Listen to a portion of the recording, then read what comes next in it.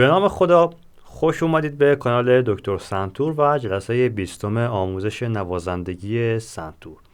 توی این جلسه ما میپردازیم به درس شماره 10 و 11 کتاب دستور سنتور و بعد از اون درس 11 کتاب شیوه سنتور نوازی. با من همراه باشید. توی جلسه 20 ما درس 10 و 11 کتاب دستور سنتور رو داریم و همچنین درس 11 کتاب شیوه سنتور نوازی. ما میریم که این جلسه رو با درس 10 دستور سنتور توی صفحه 25 شروع بکنیم، جایی که یه قطعه با کسر میزان 3-4 داریم و سرعت تمپوی 96 و مضراب گذاری ها عمدتاً توی این قطعه 2 تا راست 1 چپ هستند و شمارش هم به صورت 1 2 3 1 2 3. ما اون 1 خط و نیم اول قطعه رو میتونیم یه بار تکرارش رو بزنیم و گرچه که به نظر من اجباری نیست و شما کل قطعه رو 1 مرتبه هم بتونید اجرا کنید از حفظ کافی هست. معیاری که مورد توجه ما هست این هست که مضراب گذاری ها به صورت دقیق انجام بشه و شما بتونید چپ و راست ها رو به صورت کامل و دقیق اجرا بکنید. بریم که این قطعه رو بزنیم و یادش بگیریم.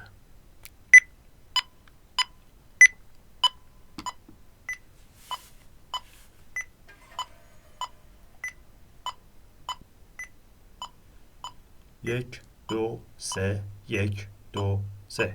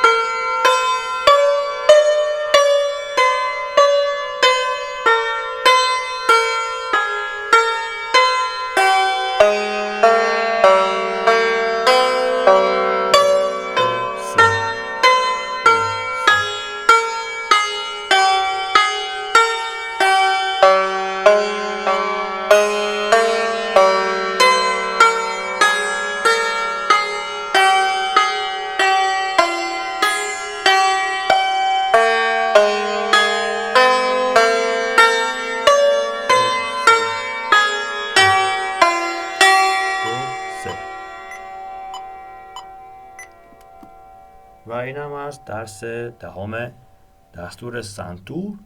نکته خاصی وجود نداره، فقط مضراب گذاری ها هست. بریم سراغ درس 11.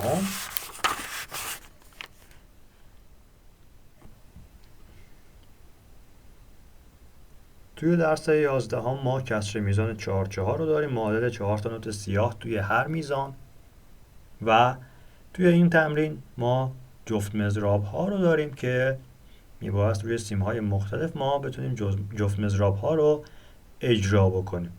و خب توی کتاب هم گفته، همونطور که من توی جلسه قبلی گفتم، توی جلسه 19 تمرکز ما میبایست روی این موضوع باشه که جفت مضراب ها دقیقاً به صورت همزمان 2 تا دستمون روی سنتور فرود بیان و ما بتونیم این قطعه رو به صورت تمیز اجرا بکنیم. بریم که این درس رو هم اجرا کنیم و یاد بگیریم.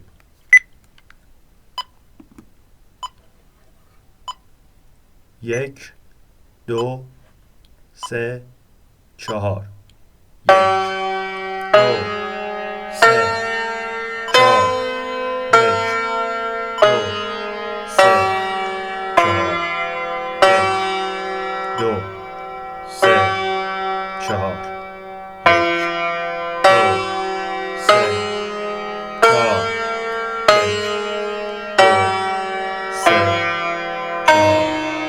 1 2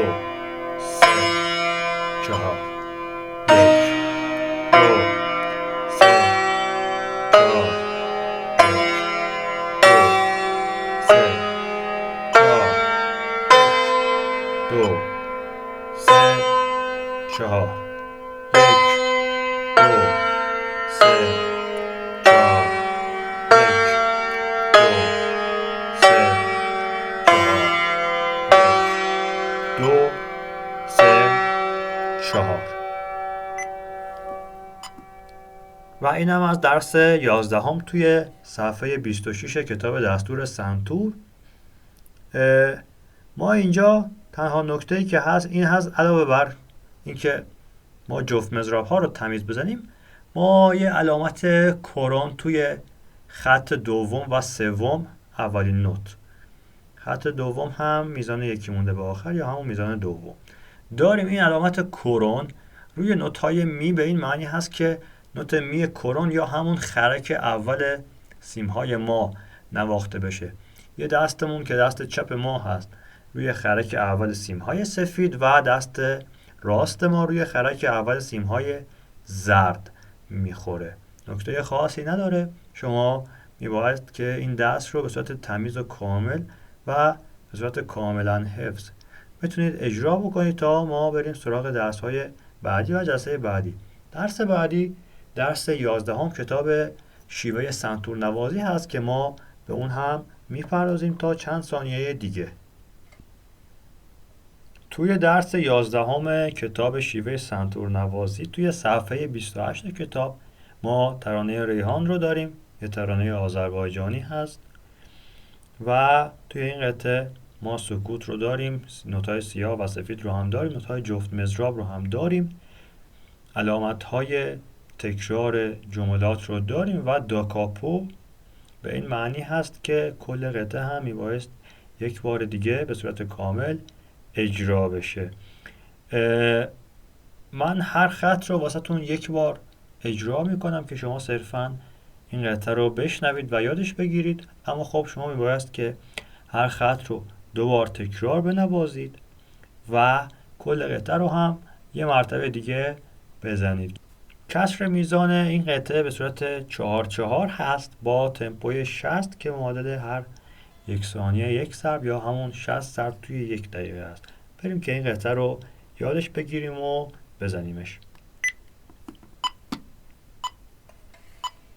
1 2 3 4 1 2 3 4 1 2 3 4 1 2 3 4 1 2 3 4 1 2 3 4 1 2 3 4 1 2 3 4 1 2 3 4 1 2 3 4 1 2 3 4 1 2 3 4 1 2 3 4. و خب هر خط رو شما 2 مرتبه اجرا بکنید و کل قطعه رو هم یه مرتبه دیگه اجرا بکنید که خب میباید شما این مقداری برای این قطعه وقت بیشتری بذارید توی اجرا کردن. نکته خاصی نداره. توی خط آخر فقط میزان دوم و میزان آخر ما اینجا خواستیم که حالت ضد ضرب رو داشته باشیم. زمانی که ما توی میزانمون اولین چیزی که داریم سکوت هست، ما به این حالت بهش میگیم ضد ضرب که ما قطعمون با سکوت شروع میشه و ما میبایست که قطعه رو با سکوت شروع کنیم و یا گاهن این سکوت میتونه توی اول هر میزان هم باشه و صرفا به این دلیل نیست که قطعه همیشه میبایست که با ضد ضرب شروع بشه یا ضد ضرب ها مختص به شروع قطعات هستن. ضد ضرب ها یعنی سکوت های اول هر میزان که ما میبایست که یه مقداری توی نواختنمون یه مکس کوچولو و غیر مترقبه داشته باشیم. 1 2 3 4 1 2 3 4 2 3 4 2 3 4 و این هم از درس 11 کتاب شیوه سنتور نوازی. اگر که درس ها رو تا الان به صورت پراکنده دیدید یا نتونستید که جلسات قبلی رو به صورت کامل مشاهده بکنید، من پیشنهاد میکنم که شما توی کانال دکتر سنتور، حالا چه توی یوتیوب چه توی آپارات، از جلسه اول شروع کنید به دیدن با تئوری ها و مباحث ریتمیک و نوت ها و اصول نوازندگی بیشتر آشنا بشید و قطعات رو از درس های اول تا الان دنبال بکنید تا برسید به درس های این جلسه. و خب هر درس رو هم سعی کنید که شما به صورت کامل و با تمام جزئیات که من توی ویدیوها بهتون گفتم حفظ کنید و بنوازید. سوالاتتون رو میتونید توی کامنت ها و آدرس ایمیل ما بپرسید، من قطعا به شما پاسخ خواهم داد. امیدوارم که این ویدیو واسهتون مفید بوده باشه. روز بر شما خوش.